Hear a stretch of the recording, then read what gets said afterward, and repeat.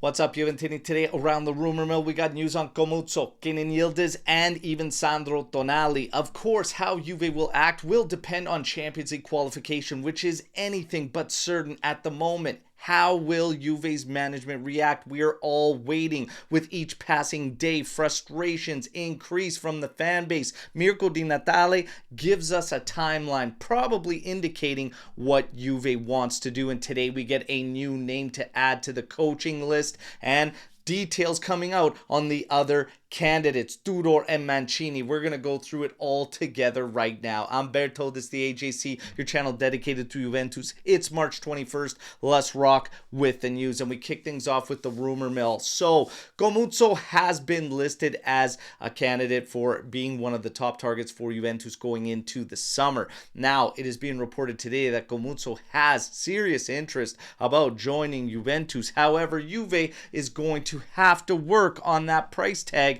which is 40 million euros from Fiorentina. Every player, no matter who we look at, will always be 40 million euros from Fiorentina, it appears. All right, now, we've been saying for quite some time, stop shopping there, stop shopping at Atalanta. I just want to know from you, do you want Juve to pursue Gudmundsson? Do you want to shut it down and no more purchases from Fiorentina and Atalanta? Hit me in the comments. When it comes to Kenan Yildiz, we hear the news that he is getting more and more clubs interested almost by the second when it comes to the Premier League. Could Kenan Yildiz be heading to the Prem? Manchester United apparently has been listed for quite some time as a team that is interested, but now we have to add to that mix Arsenal, Liverpool, and Chelsea. They all apparently carry interest in the player. Now remember what has been said, even by Di Marzio, as recent as yesterday, stating that if Cambiasso and City doesn't come back for him, Juve is still said to believe to have to sell one big move to get the numbers exactly where they want to see him. Maybe Kenan Yildiz would be that sacrifice, but all will come down to who the coach is, according to Di Marzio. Let's see. Sandro Tonali put in a hell of a shift for the Azzurri. Despite the defeat there for the Azzurri, he stood out by a mile in that midfield and on that squad. Tonali with a brilliant performance, and he apparently is number one prime target for Giuntoli this summer, trying to find a way to bring this guy to Juventus, and everybody states the deal will be extremely difficult, but Giuntoli wants Sandro Tonali. Of course, without a shadow of a doubt, Champions League qualification will 1000% affect this move. When it comes to qualification, again, it is uncertain if we even reach that based on how things are going in our current form and trajectory. Things need to change immediately. With each passing day, we have no idea what our management wants to do. If they actually want to stand behind Thiago Motta and push this thing through, or if they are going to make a coaching change. Mirko Di Natale brings us a timeline stating that the coach position has been up in the air since the Eindhoven debacle at Juventus. He also claims that Tudor was reached by Juventus on March 9th and March 10th. That is, of course, after the Atalanta 4-0 defeat. Today, we hear from Fabrizio Romano that Tudor is the main candidate to come in to Juventus if they make the coaching change.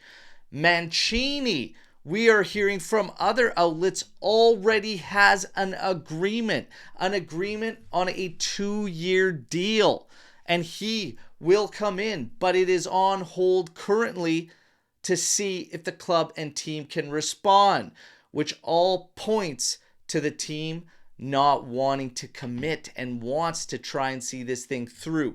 Today, you get a new name added to the mix, and that is Domenico Tedesco.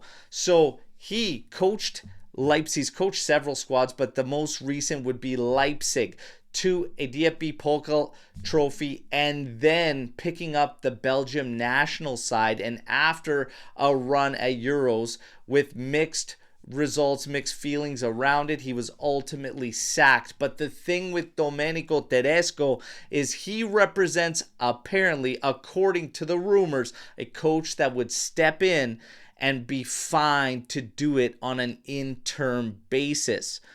So if you're not going to go with Brambilla and you're not going to go with Magnanelli, maybe it's because you're waiting for someone that will do it on an interim status. Maybe come in and say, let's see how the Club World Cup goes. And Domenico Tedesco could be the guy. That would probably suit things better because this guy's got first team and senior side history.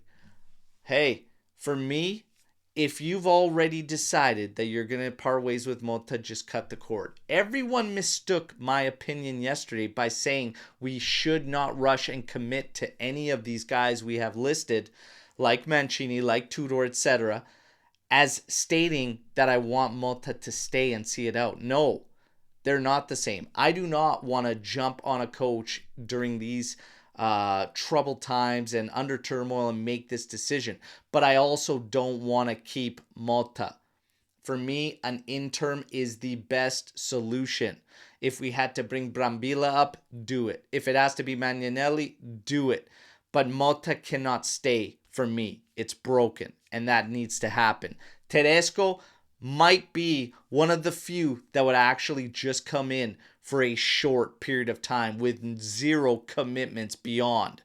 Would you go that route?